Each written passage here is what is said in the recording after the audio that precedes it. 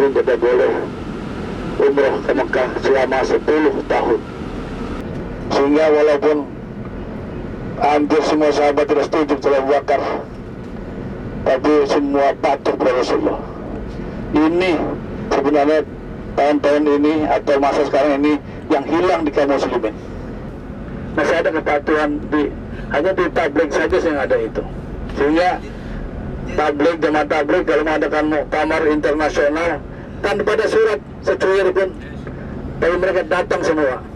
Itu contoh konkret itu. Coba boleh disaksikan ketika ada pertemuan internasional di Jakarta.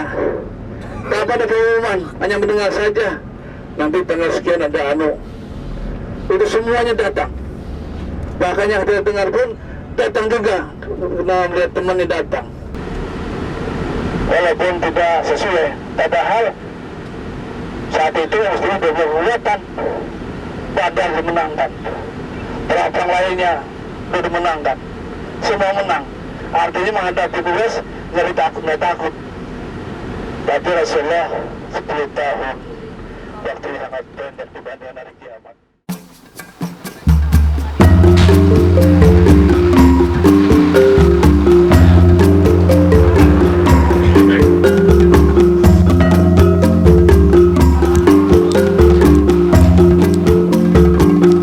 Ashhadu an la ilaha illallah wa ashhadu anna Muhammadar Rasulullah. Tiada Tuhan selain Allah, Nabi Muhammad pesuruh Allah. Alhamdulillah, pujian bagi Allah. Subhanallah, Maha suci Allah. Allahu Akbar, Allah Maha besar. Segala puji hanya bagi Allah. Di tengah gurun padang pasir, berjumpa seorang pengembala. Menyahut salam, senyum terukir. Inilah yang dilafazkannya. Ashhadu an la ilaha illallah wa ashhadu anna Muhammadar Rasulullah. Tiada Tuhan selain Allah, Nabi Muhammad pesuruh Allah. Di sebuah pekan di Eropa, inilah benteng hasil dari perjanjian Hudaybiyah. Dulu masjid Miqwah ada di sini, kemudian diganti di sebelah sana. Dan para sahabat melakukan perjanjian Hudaybiyah dengan kafir Quraisy untuk menentukan perjanjian damai, kesepakatan tidak adanya perang selama 10 tahun. 10 tahun itu waktu yang sangat lama. Kenapa? Karena para sahabat selama 5 tahun, terutama kaum muhajirin, tidak bertemu dengan keluarganya di kota Makkah. Entah bagaimana kabar keluarganya di kota Makkah, tidak tahu makan apa anak-anak.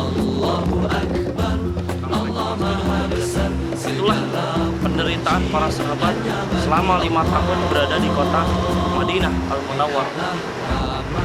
Rasulullah pun meninggalkan seorang yang bernama Zainab binti Rasulullah SAW yang menikah dengan Qutaibah, anaknya Abu Jahal, yang akhirnya ketika Rasulullah SAW berdakwah diceraikan langsung di hadapan Rasulullah SAW. Kemudian Qutaibah menceraikan Zainab binti Rasulullah yang dalam keadaan hamil, dan ketika itu Rasulullah SAW sangat bersedih atas perceraian tersebut, karena dengan iman Rasulullah SAW menandatangani perjanjian damai antara kaum muslimin dengan kafir Quraisy yang pada perjanjian tersebut 10 tahun. Kemudian kaum muslimin apabila di kota Madinah Ada yang murtad, tidak tahan dengan perjanjian tersebut, ingin bertemu keluarganya, kemudian kafir, boleh pulang ke Mekah untuk bertemu sanak keluarga. Tapi bagi penduduk Mekah yang masuk Islam, kemudian tidak boleh datang ke kota Madinah untuk berlindung dari kejaran kafir Quraisy, harus dikembalikan lagi kepada Mekah. Itulah yang terjadi. Dahsyatnya kaum muslimin menerima perjanjian Hudaybiyah. Tetapi perjanjian ini batal akibat Abu Sufyan membunuh para sahabat yang sedang berdakwah. Akhirnya Rasulullah SAW menaklukkan kota Mekah pada tahun ketiga setelah Hudaybiyah. Itulah saat-saat di mana Rasulullah SAW beserta 10.000 para sahabat dengan berbagai macam senjata dan perlengkapan perang, hasil daripada perjuangan Rasulullah SAW mempertahankan kota Madinah. Maka ketika masuk ke kota Mekah, Rasulullah SAW menaklukkan kota tersebut sampai ke akar-akarnya, sampai perlawanan pun tidak ada, perlawanan pun tidak berarti, itu pun di luar kota Mekah. Dan ketika itu Rasulullah SAW memberikan keamanan kepada kaum kafir Quraisy dengan menyatakan bahwa yang masuk ke rumahnya aman pada hari ini, yang masuk ke rumah Abu Sufyan aman, yang masuk ke kota Mekah aman. Dan Rasulullah SAW menjamin seluruh warga Madinah Makkah agar tidak membayar kharaj atau pajak terhadap daulah Islam, sehingga Rasulullah SAW pun mampu menaklukkan isi hati kaum kafir Quraisy, termasuk Hindun yang telah membunuh paman Rasulullah SAW, yang beliau mengatakan bahwa aku tidak akan pernah masuk Islam. Tetapi ketika Rasulullah menaklukkan kota Mekah, maka Hindun mengatakan, bukan aku yang masuk Islam, tapi Islam yang memasuki aku. Itulah hebatnya banyak terjadi masuk Islamnya kaum kafir Quraisy, akhirnya menjadi kota Mekah itu kota Islam yang seluruhnya semuanya Muslim semuanya. Dan Rasulullah SAW ketika perang Hunain membagikan harta ghanimah 80% kepada penduduk Mekah, ya. Sisanya yang 20% dibagikan kepada penduduk Madinah. Itulah kehebatan Rasulullah SAW memuliakan kota Mekah, memuliakan penduduk kota Mekah, yang akhirnya orang-orang Mekah menjadi orang-orang yang hebat, orang-orang para sahabat Rasulullah SAW, termasuk Abu Sufyan, kemudian Khalid bin Walid yang masuk Islam sebelum terjadinya Futuh Mekah, dan akhirnya seluruh pasukan kafir Quraisy memeluk Islam menjadi sebuah kekuatan yang luar biasa, menjadi para sahabat total 124.000 para sahabat. Demikian.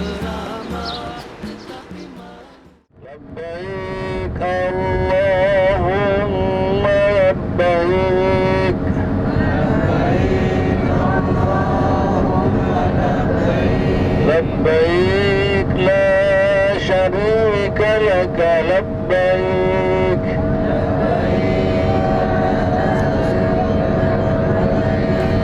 إن الحمد والنعمة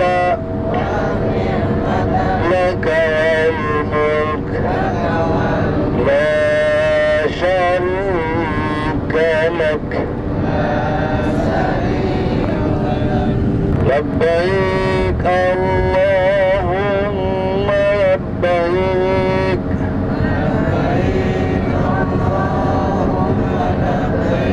لبيك لا شريك لك لبيك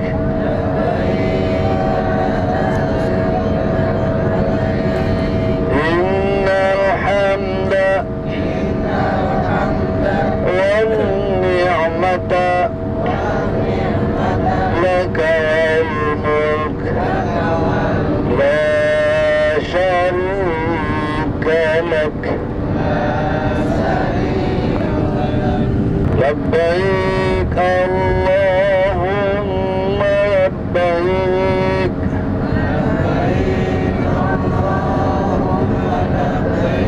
لبيك لا شريك لك لبيك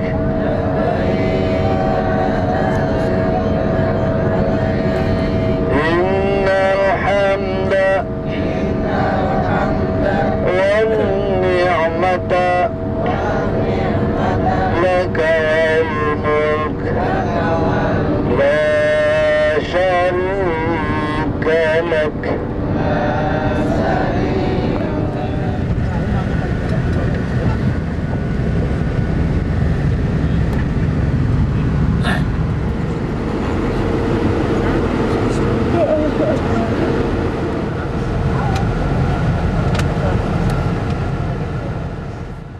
لبيك اللهم لبيك لبيك لا شريك لك لبيك إن الحمد والنعمة لك والملك لا شريك لك لبيك اللهم لبيك لبيك لا شريك لك لبيك إن الحمد والنعمة لك والملك لا شريك لك. Pergi haji artinya menuju Allah yang esa, membawa hati dan diri yang indah. Disinilah Ka'bah yang Allah jadikan sebagai tempat tawafnya seluruh umat manusia di muka bumi, dan juga Ka'bah ini sejurusan dengan Baitul Maqdis yang ada di arsy Allah Subhanahu wa taala. Bila kita bertawaf di Ka'bah ini, insyaallah barokah akan kita dapatkan dalam kehidupan kita. Sebagaimana kita diwajibkan untuk sholat 5 waktu yang mengarah kepada kiblat, mustaqbilal kiblat, yaitu di Ka'bah ini. Dan rumah yang pertama kali didirikan oleh umat manusia di muka bumi ini adalah Ka'bah. Agar syarat dan rukun tepat sempurna.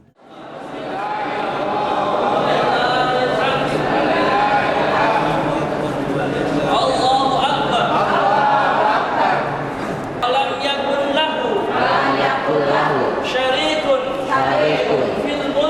fil mulki astajib lakum da'awnaka Rabbana ighfir lana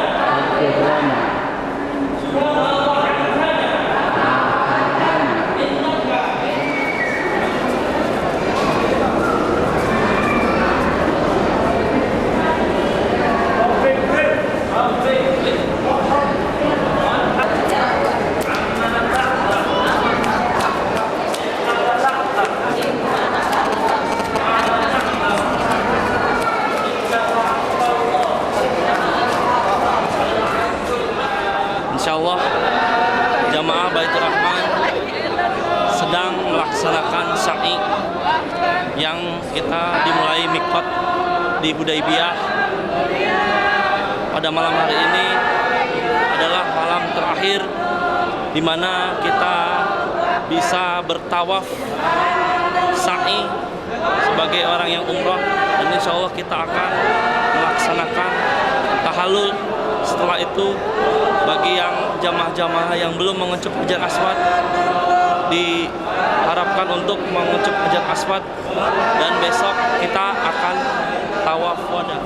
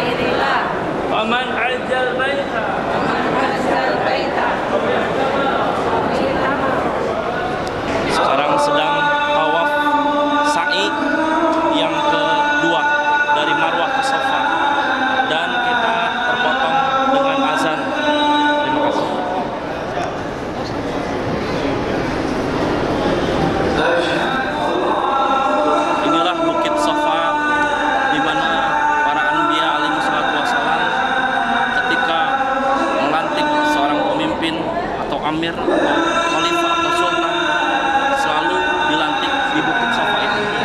Dalam bahasa Ibrani, Bukit Sofa ini dikenal dengan The Court of Stone atau Bukit Sion, di mana para anbiya alaihi salatu wassalam seperti Nabi Musa alaihissalam melantik para Sion di bukit ini. Kemudian Nabi Samuel alaihissalam melantik Tolut sebagai pemimpin Bani Israel untuk melawan Bani Amalek di sini. Begitupun Rasulullah SAW ketika melakukan dakwah terang-terangan atau nuqtah al-ibtida, dakwah secara terang-terangan di sini. Al-Ahzil, kalau kita bermunajat kepada Allah Subhanahu wa taala di Bukit Sofa ini, insya Allah doa-doa kita akan mustajab, terutama doa yang menyangkut tentang naik pangkat jabatan dan juga kedudukan. Kita melaksanakan sa'i, kita melaksanakan sa'i dari Sofa ke Marwah 1 kali putaran, dari Marwah ke Sofa kedua, dari Sofa ke Marwah 3, Marwah ke Sofa 4, Sofa ke Marwah 5, Marwah ke Sofa 6, dan Sofa ke Marwah 7. Kemudian kita menggunting rambut kita yang disebut muqassirin, dan setelah itu kita keluar dari tempat sa'i, kemudian kita menggundul habis rambut kita yang disebut namanya muhallikin. Kata Rasulullah SAW, barakallahu alal muhallikin. Ada sahabat yang bertanya, wa kaifa muqassirin barakallahu ala muhallikin. Keberkahan kepada orang-orang yang membotak rambutnya. Sahabat bertanya, bagaimana yang memendekkan rambutnya? Kata Rasulullah, barakah Allah kepada orang-orang yang menggundulkan rambutnya sampai 3 kali. Oleh karena itulah, setelah ritual tahallul dengan menggunting 3 helai minimal, maka kita keluar untuk memotong semua. Niat yang suci, amal mulia, pergi haji, ilmu tentangnya mestilah ada, agar syarat dan hukum tepat sempurna, sah dan batalnya dapat dijaga, agar amalan hajinya tidak. Kita sedang melaksanakan tawaf sunat, di mana kita membaca tasbihat subhanallah walhamdulillah wala ilaha illallah wallahu akbar. Setelah itu diteruskan wala haula wala quwata illa billah al-alil azim.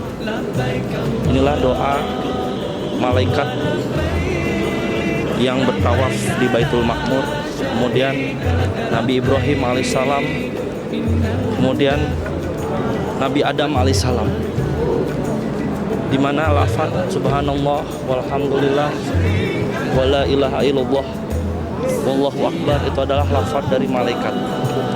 Kemudian wala haula wala quwata illa billah itu lafaz dari Nabi Adam. Kemudian al-alil azim lafaz dari Nabi Ibrahim alaihissalam. Sehingga ketika kita membaca tawaf dengan tasbihat ini, insya Allah tawaf kita sesuai dengan sunnah para anbiya alaihi wassalatu wassalam. Kemudian kita memulai tawaf ini dengan membaca Bismillahirrahmanirrahim akbar walillahil hamd, dikecupkan, kemudian membaca tasbihat subhanallah walhamdulillah wala ilaha illallah wallahu akbar. Tawaf ini dilakukan kita dengan membaca doa apapun, membaca zikir apapun, membaca Allah Allah sah, membaca la ilaha illallah sah, membaca Al-Quran sah, dan membaca doa-doa yang diajarkan oleh para alim ulama. Pengenalan inilah Hijr Ismail, di mana kalau kita sholat mutlak di arah ini, insya Allah doa-doa kita dijabah, dan itu adalah talang emas yang di atas itu. Dan kita memasuki Hijr Ismail lewat sini. Ya. Ini adalah rukun Yamani. Inilah Hajar Aswad, di mana kita inilah makom Ibrahim, di mana Nabi Ibrahim membuat Ka'bah di tempat ini. Inilah pintu Ka'bah, yang dimana antara pintu Ka'bah dengan Hajar Aswad itu adalah multazam, di mana multazam itu adalah berada di pada tangan kekuasaan Allah Subhanahu wa taala. Siapa yang berdoa di antara pintu Ka'bah dan Hajar Aswad, insya Allah doanya diijabah oleh Allah Subhanahu wa taala.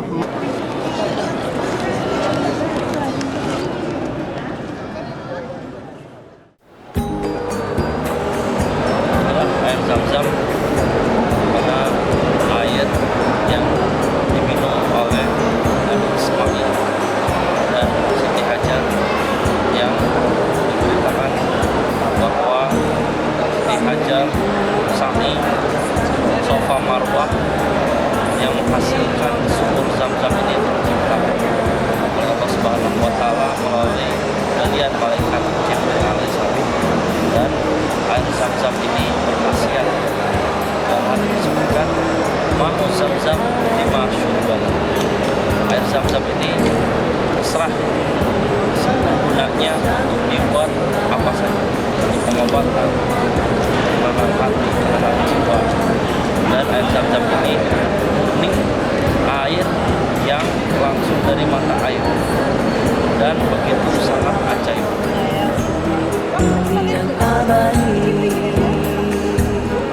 Sinilah Jabal Abu Qubais, di mana Jabal Abu Qubais ini dahulu adalah tempat suluk para ahli tarekat Naqsabandiyah yang selalu berkumpul di sini untuk